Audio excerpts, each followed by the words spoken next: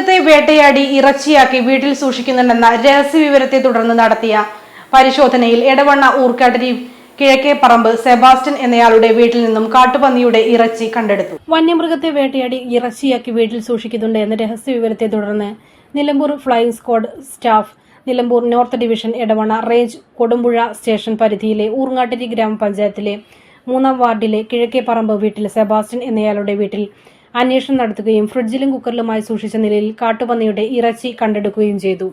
ഏകദേശം 10 kg മാംസം കണ്ടെടുത്തു. കേസിൽ 1-ാം പ്രതിയായി കിഴക്കേപ്പറമ്പിൽ സെബാസ്റ്റ്യൻ, 2-ാം പ്രതിയായി കിഴക്കേപ്പറമ്പിൽ സെബാസ്റ്റ്യൻ മകൻ ഡെന്നിസൺ എന്നിവരെ പ്രതി ചേർത്തു.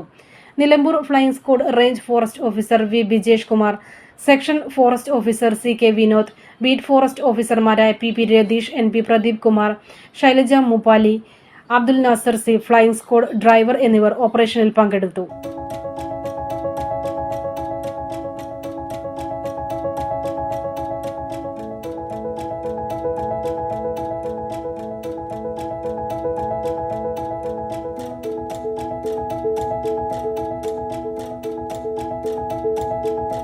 ഇനി വേണ്ടതെല്ലാം വേണ്ടുവോളം വിലക്കുറവിൽ നിങ്ങൾക്കായി മലപ്പുറത്ത് സമ hyper market, Tirur road, Mylapuram, Malappuram.